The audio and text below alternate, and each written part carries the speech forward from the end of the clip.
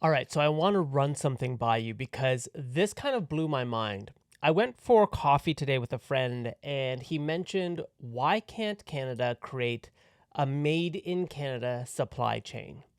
Now, I'm going to get into that in a second, but this march towards nationalism that's happening globally, Canada should probably read the tea leaves a little bit because as a country, we're so externally focused. We're not really internally focused. We take a lot of cues in our budgets, not necessarily from Canadians, but from international organizations. Take, for example, my previous video on the WEF, the World Economic Forum, and our climate change policy is a clear example. For years, the World Economic Forum has advocated for many policy tools governments can adopt to fight climate change. One being like a carbon tax, which we implemented in 2016. Another being mobilizing private capital, getting more private capital to fund green initiatives, which we've done in 2021 through the Sustainable Finance Action Council. And we created an entire taxonomy around the green sustainable development projects. These are very complicated finance driven tax tools that the average Canadian, it goes over my head. It takes a lot of time for me to actually digest and understand what exactly is being proposed. And of course, our CO2 emissions aren't really going down anyways. Okay, but that's besides the point. Um, these are very complicated. And I wonder if you were to talk to Canadians, what they would say are effective ways to fight climate change, if that's something the government wants to focus on. And maybe you might find that the answers are not nearly as complicated. For example, for those living in our downtown cities or commuting downtown, maybe they say, you know what, maybe instead of 10 billion on a carbon tax or green taxonomy framework, which is like that math gif of equations going by the girl's head, instead of that, why don't we just invest in way more public transit? I'm just throwing it out there, right? Imagine if they did that, it's super reliable. You could live an hour, 2 hours outside the city, and your train is always going to be on time, and it's coming every 10, 15 minutes, and there's never any delays. Just massive investments in our public transit infrastructure so that it's reliable and people feel like, you know what, I really don't need to drive. I could take the train downtown or whatever, maybe that's an effective way because you'd get perhaps less people even thinking about cars as an option. Maybe it's cycling infrastructure, just building out solid cycling infrastructure away from the main streets so that people can cycle in from more further parts of the city into the city for, for work. I mean, these are just some things I'm thinking of living in a big city, right? And I'm not the biggest, I don't really use public transit that much, but I could see if it were really, really good like it is in parts of Asia and Europe, that people wouldn't use their car. There wouldn't be a need for it, at least as much. And so Canada, sometimes we have this outward focus when it comes to our policies. We look to the international community to really determine for us, what is it that we want to implement. When my friend posed this a made in Canada supply chain, it really just transformed how I look at this as well. Imagine if, a company comes into Canada and there's a tax incentive for them to purchase parts of their supply network from Canadian companies, right? So you set up shop in Canada, but there's an incentive for you to not only hire Canadians, but to buy your goods from Canada to support your business, and you're tax incentivized for that.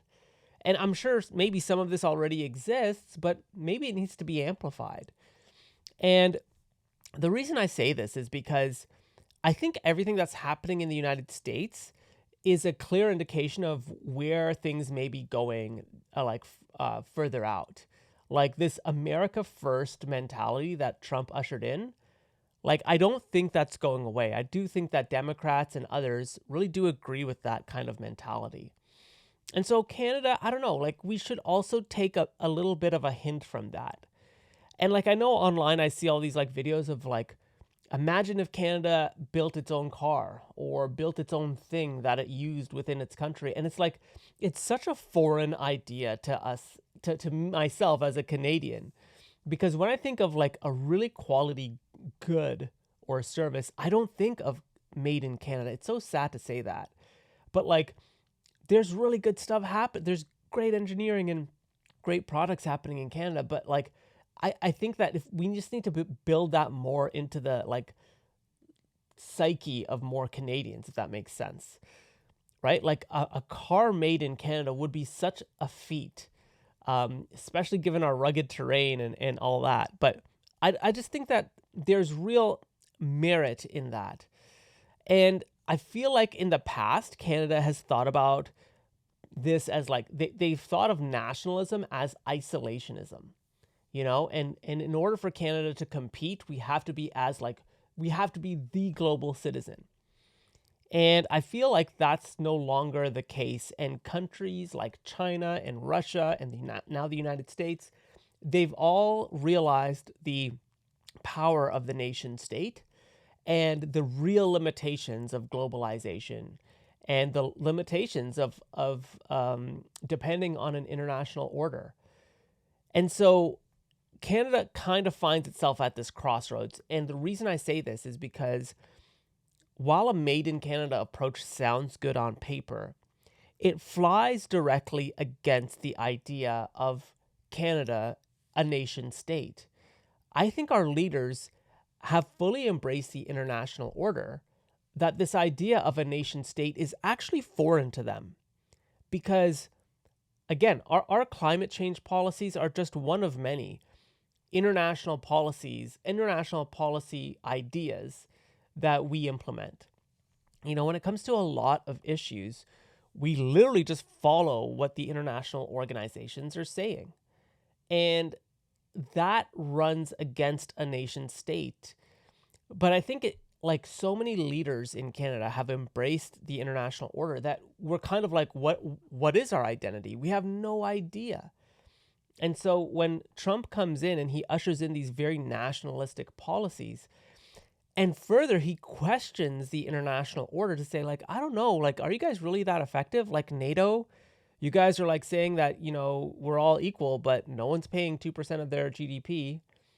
And now Canada is, and we're spending so much on defense, but that money's not staying in Canada. It's probably going to go to like Lockheed Martin and Boeing and these like US supranational firms that like, you know, the money keeps going out instead of like being circulated within Canada. So just a quick video. I'd love to know what you think about a made in Canada supply chain. And would that usher in the government to look more inward than outward? And also, do you think that Canada should start like relinquishing its dependency on like the World Economic Forum, the United Nations, the OECD, like all these major international bodies that put out these policy ideas that we implement? Like, they're not Canadian, and they're not for Canadians by Canadians. They're at an international like level. And we should use those documents as perhaps just like reference pieces, but not as pieces that we use to determine our policy here in Canada. Let me know what you think about that. Also, folks, shameless plug, I've created a freemium, and you should check this out. I literally created a PDF that shows what the WEF has advocated for when it comes to climate change and how it actually manifests in Canada.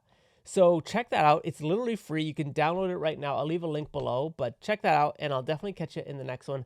Thanks so much, everyone. Keep subscribing, keep liking, keep sharing.